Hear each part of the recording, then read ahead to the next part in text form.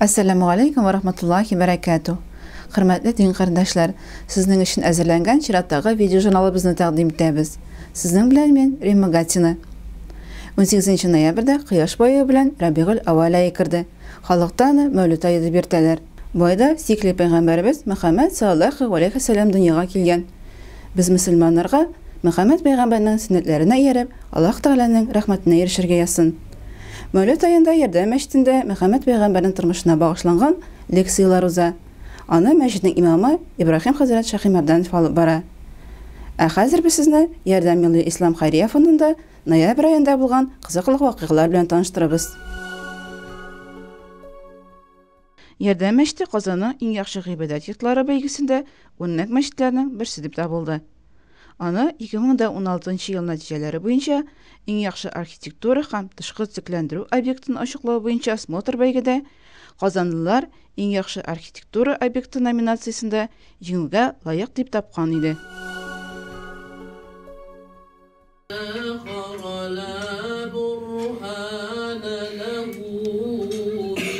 Yerdam Milliy Islom xayriya fondi popeshitchilar совetining chiratdagi o'tirishi ayrucha bir yillik bilan o'sib ketdi. Ol bu yili ko'rmovchilar ham nashar ko'rishlar uchun uyushtirilgan kurslar shirina to'g'ri keldi. Yerdam Milliy Islom xayriya fondi popeshitchilari bu dunyoda tekmagina yashamau bizni g'imadat qilirga Alloh taolo qo'shgancha Qur'on ham sunnatni o'tab g'umr etarga tegishligimizni aytdi. Izgiliklar qilar uchun Alloh taolo mumkinliklar bersin degan so'zlar qaybirsining dili shunda aylanib turdi. Yerdamda kurslar o'zuvchilar ushiratinda ig'anashlarga atab qilgan duolarining Alloh taolaga borib yetuini tilab, izgi tilaklarini yetkirdi. Ular kishining ko'ngli shista bo'lgan chiroqda uning tinish bo'lun ham igilikli ishlar boshqaruvini belgilab o'tdi. Yerdam Milliy Islom xayriya fondi sotsial ternaklantiruv ham adaptatsiya o'zagi kommersiya bo'lmagan avtonom uyushmasi boshlab jibergan aksiyaga qo'shildi. Әлеге aksiya muhtoj ham oz kirimli kishilar uchun kiyim solim jiyuga yo'naltirilgan.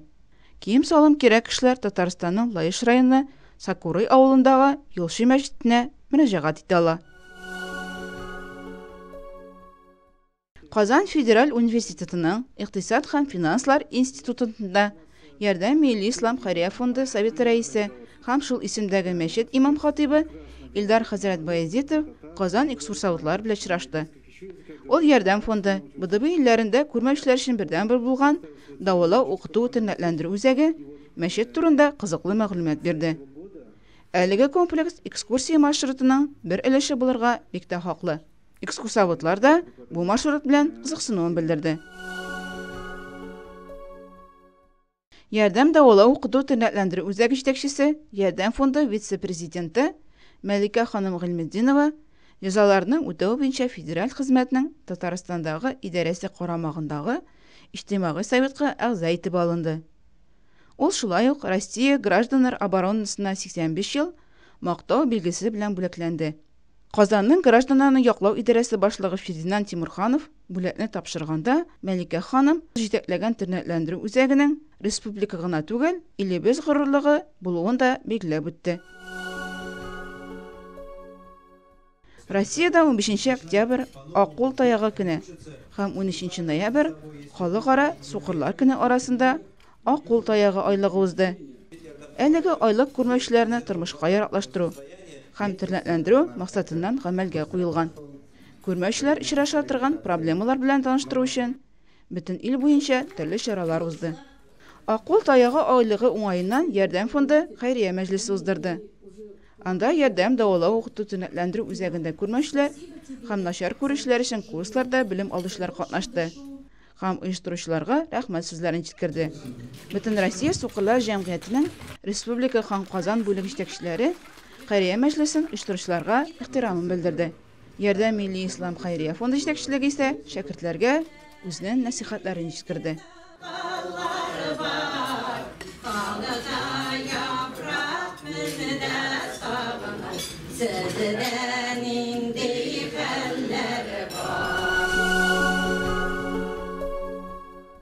Әлеге xayriya majlisi bilan ko'rmovchilar ham nashar ko'rishlar uchun kurslar tamom bo'ldi.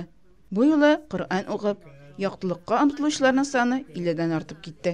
Гадәттәгечә Башкортстан Республикасыннан, Пермь краеннан, һәм Екатеринбургтан мөселманнар күп булды. Шулай ук Чувашиядан, Ставрополь крае, Бугырыслан, Самара, Свердловск, Ульяновск, Магнитогорск якларыннан белем истәргә килүчеләр шактый. Курсларга тернәкләндерү узу өчен Дагыстан, Чечня кебек мөселман республикасыннан килүчеләр даими булып тора. Аларның күпчелеге инде олы яшьтә. Сөекле пәйгамбәребезнең гыйлемне бишектән алып, ләхеткә кадәр өйрәнегез дигән сүзләре безнең шәкертләргә бигрәк тә туры килә. Ә белем алу өчен биредә барлык шартлар да бар. Видео журналыбызның узган айдагы саннарында без ярдәмдәге курслар күңелләрендә өмет, үз-үзләренә ышаныч тудырган, тормыш мәгънәсен табарга ярдәм иткән, тормышларын үзгәрткән кешеләр турында сөйләгән идек.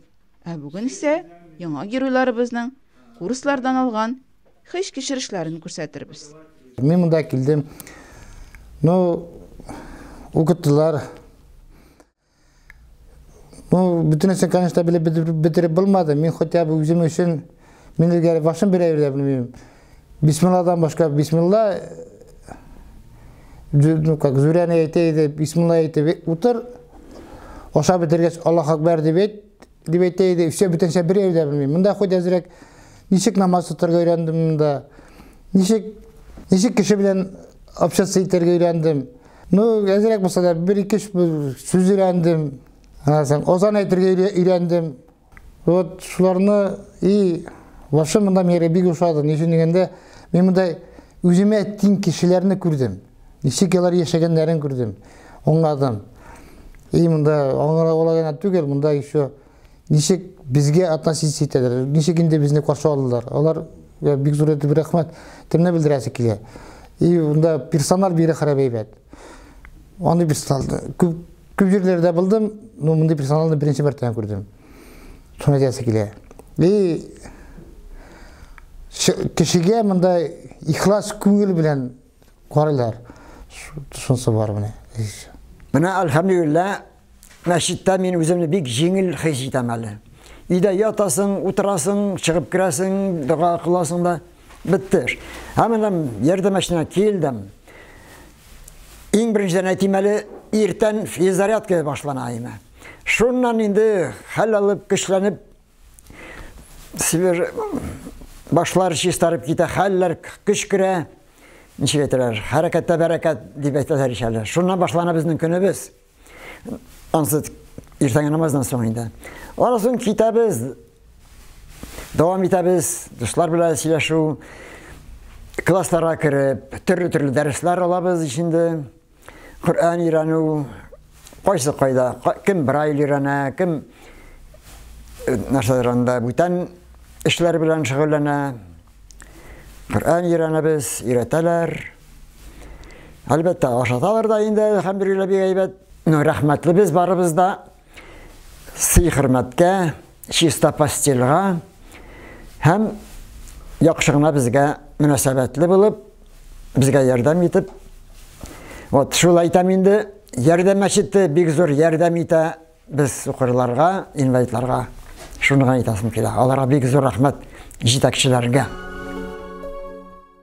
Ярдәм Милли Ислам Хәйрия фонды җитәкчелеге чакыруы буенча Казанга танылган шәйх, дингә өндәүче, Япониядагы ислам үзәге лидеры Нигъматулла Хәлил Ибраһим йорт килеп китте. Инде шактый олы яшьтә булуга карамастан, ул элекке кебек дөньяның төрле илләрендә, Төркиядә, Пакистанда, Япониядә, Россиядә дингә чакыра, бик күп сәяхәт итә. Шулай итеп, шәйх үзенең затлылыгы, зирәк нәсихәтләре белән мөселманнарның йөрәкләрен яулап ала. Шуны да әйтеп китерә кирәк, ул ярдәм төнәтләндерү үзәген төзелүгә дә сәбәпче булган шәхес. Ярдәм фонды советы рәисе Сөләйман һәм ярдәм мәчетләре имам-хатибы Илдар хәзрәт Баязитов аның белән беренче танышкан вакытны булай дип искә төшерә. 2005-2006 елларда шунда Рамазан айында соңгы ифтарга аны Курбан Бердиев алып килгән иде. Шунда ул кирип килде. Шундай аппак бабай. Теге ниләр дуалар кыла башлады, анда сөйләшә башладык. Анары ниләр соңгы ифтар булгач, аны таравих юк бит.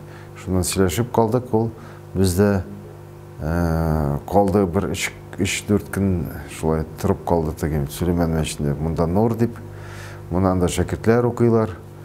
кішкене генә мәчет булса да, аны бик теге не жайлы иде өз вакытында шулай аның белән таныштык. Ул вакытта биредә Илдар хәзрәт Баязитов һәм Мәликә ханым Гыйлметдинова ишетмәүчеләр һәм күрмәүчеләрне тернәкләндерү буенча эш башлап җибәргән була. Нигъмәтулла шәйх аларның шундый мөһим һәм файдалы эш белән шөгыльләнүләрен күреп, Аллаһ Тәгаләнең тернәкләнү узарга дөньяның төрле почмакларыннан кешеләр килә торган зур үзәк бүләк итүен сорап, заклап дуга кыла. Хыял бар иде анда берәр Сөләйман мәчетенә кичкенә кысрык урын юк, укытырга урын юк. Берәр ишек алдында берәр мәдрәсә төзергә дип, шундый хыял бар иде. Әйдә, әле теге хәзрәт дуа кыла, әле мәдрәсә төзергә монда дип, шуңа мәрҗәгать иттем. Ул дуа кыла башлады, бер озак итеп дуа кылды, елый дуа кылды ул теге вакытларда әле теге.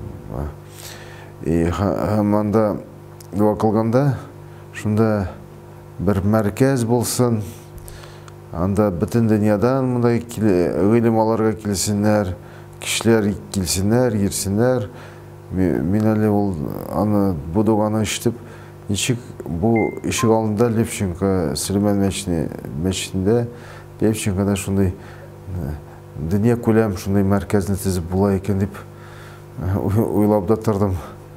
Шулай без уйлыйбыз, шул дуа аркасында да без шушы ярдәм мәчет төзеп башлаганына һәм төзеп бетереп монда эшлибез хәзер. Бик танылган һәм бөтен дөнья мөселманнары арасында хөрмәт казанган булуына карамастан, шәйх үзенең гадилеге белән таң калдыра. Кешеләр аны изге әүлиягә якынлаштыра. Кабул булган дугаларның сирен белергә тели. Ул бик ихлас кеше, бик күп гыйбадәт кыла, гомер буена шулай. Ул Аллаһ Тәгалә өчен башкарды, шуңа күрә аның дуасы кабул була дип әйтәбез, өметләнәбез. Шәйх бөтен мөселманнарны минем балаларым дип атый. Төрле илләрдәге кешеләргә ислам һәм Коръән нурын җиткезеп, мөселманлык бурычын үтәвем белән мин бик бәхетле. Мин кешеләрне яратам. Бу Аллаһ Тәгаләнең миңа биргән рәхмәте ди ул. Ул кешеләргә бик шундый яхшы муамәлә була, ул бөтен кешеләргә үзе теге яши булганга күрә ул итә. Монда килгәч мөселман кешеләр, яшьләр ул шатлана, шуңа күрә балаларым дип әйтәйин. Бу юлы Казанга килгәч Нигъмәтулла шәйх Сөләйман мәчетендә булып кайтты һәм кабат дуга кылды. Бу юлы әти-әниләре ташлап калдырган ятим балалар хакын хаклап. Бу юлы да килгәндә дуа кылып китте ул.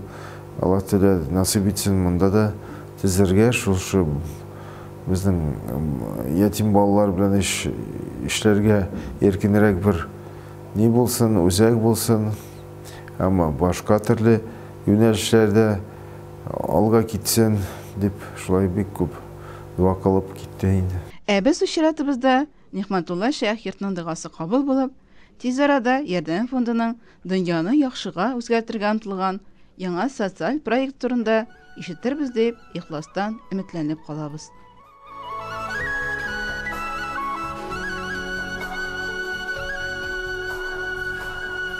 Ноябрь айында да Ярдәм мәчете һәм дәвалау укыту тернәкләндерү үзәге эшчәнлеге белән кызыксынып килгән танылган шәхесләр, дин әһелләре күп булды. Епископ Бендес Константин Владимирович, мөселман дин галиме, сәясәт фәннәре кандидаты, философия фәннәре докторы Али Вячеслав Полосин, танылган дин әһеле, Азәрбайҗан дин галиме, танылган изге Коръән тәфсирен эшләгән Илмир Кулиев һәм башка кунаклар Ярдәм милли ислам хәйрия фондының социаль яклауга мохтаҗ булган кешеләр, күрмәүчеләр, коляскада утыручылар, телсезләр һәм ишетмәүчеләр, начар гадәтләрне үз иткәннәр, ятим балалар белән эшләү юнәлешендәге хезмәтен югары бәяләде. Алай гына түгел, нәкъ менә биредә исламның сүздә генә түгел, гамәлдә дә чагылыш табуын әйтте кунаклар. Али Вячеслав Полосин, биредә исламның асылын аңлыйсың. Без әйдәгез иман китерегез, намазны ешрак укыгыз, зикр әйтегез дигән сүзләрне еш ишетәбез. Ә монда бернинди чакыруларсыз. Аллаһ ризалыгы өчен кешенең күңеленә үтеп керә алырлык эш алып барыла дип белдерде. Үзе дә наркотикларга бәйле булган кешеләрне тернәкләндерә торган үзәкләр өчен координацияле торган советны җитәкләүче епископ Константин Бендес исә Безгә ярдәм Милли Ислам Хәйрия фонды һәм төнләндерү үзәге эшчәнлеге бик якын һәм аңлаешлы дип билгеләп үтте. Саратов мөфтие урынбасары Рәсим Хәзрәт Хуҗа Әхмәтовның фикерләре исә сау-сәламәт кешеләрне шөкр итеп яшәргә, тормыш мәгънәсен аңларга тәрә.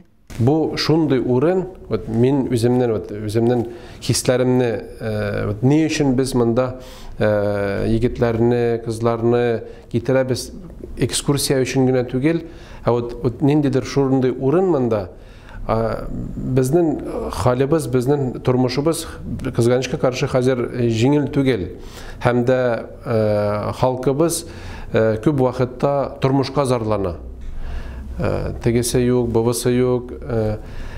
Зарланган вакытта, әгәр дә монда ярдәм мәчетенә килеп, шундый күрмәүче кешеләрнең ис киткеч нинди эшләүләрен күреп, күзсез бер шәһәрнең бер очыннан икенче очына йөри торган кеше күзсез шундый затлар эшли, шундый әйбер эшли, монда килеп күргән кеше уйланырга тиеш. Субханалла, миңа Аллаһ Тәала күз биргән, миңа Аллаһ Тәала саулык биргән, миңа Аллаһ Тәала бөтен нәрсәне биргән, нәрсәгә мин әле зарланам дип.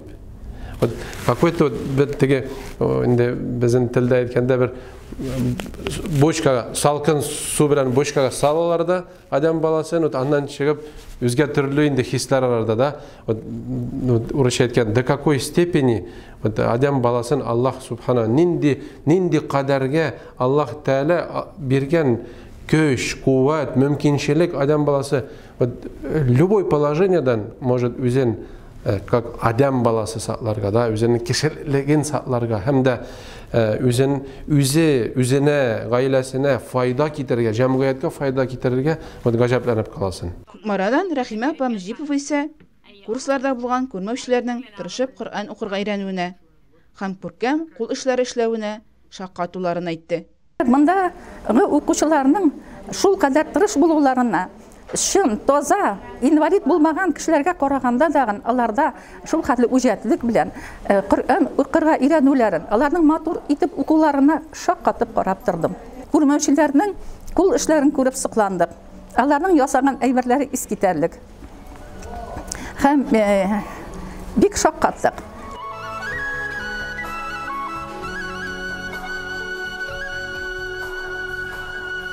Хөрмәтле дин кардәшләр, сезнең өчен әзерләнгән чираттагы видеожурналыбыз ахырына якынлаша. Алда сезне традицион имам сүз сәхифәсе көтә.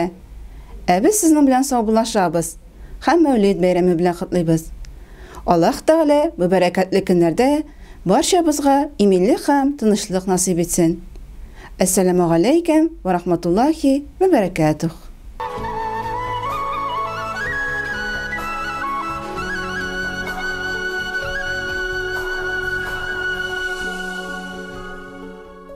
Аузу биллахи минеш шайтанир раджим. Бисмиллахир рахманир рахим.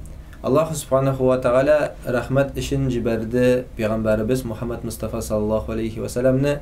Һәм пәйгамбәрбез алейхиссалату ва салам ахыргы пәйгамбәрбез алейхиссалату ва салам Куръанул Карим китерде безнең дөньяга. Һәм пәйгамбәрбез алейхиссалату ва салам мусламанлар өчен үрнәк булып тора. Һәм бүгенге көндәрдә Рабигъул Аввал айларында яшибез. Һәм пәйгамбәрбез алейхиссалату ва саламның тормышын һәр мусламан өйрәнергә тиеш. Аның турында бер-беребезгә хадисләр сөйләргә тиешбез. Аның сирасын, аның тормыш юлын өйрәнергә тиешбез. Пәйгамбәрбез алейхиссалату ва саламга күбрәк салаватлар әйтеп, аны зурлап, аны биекләп яшәргә тиешбез. Пәйгамбәрбез алейхиссалату ва саламның туган айлары безнең өчен бер фурсат. Аллаһ Тәгаләнең ризалыгына ымтылырга һәм Аллаһ Тәгаләнең ризалыгына якынрак булырга һәм пәйгамбәрбез алейхиссалату ва саламга салаватларны әйтеп, пәйгамбәрбез алейхиссалату ва саламның шәфаәтенә ирешергә бер сәбәп булып тора. Һәм инде әлхәмдүлилләһ мусламанлар пәйгамбәрләрне яраталар һәм инде ахыргы пәйгамбәрбез Мухаммад Мустафа саллаллаху алейхи ва саламны тагын да күбрәк яратабыз һәм инде аңа күбрәк салаватлар әйтеп, аңа әлхәмдүлилләһ ихтирамлы булып яшәргә тиеш булып торабыз. Һәм инде менә бу Рабиул Аввал айларны юкка зыяга уздырмыйк, күбрәк салаватлар әйтик Пәйгамбәрбез алейхиссалату вассаламның тарихын өйрәнеп, ике дөньяның бәхет сәгадәтенә ирешик. Субханакаллаһумма бихамдик, ашһаду ан ла илаха илля анта, астагфирука ва атубу илейк. Ассаламу алейкум ва рахматуллахи ва баракатуһ.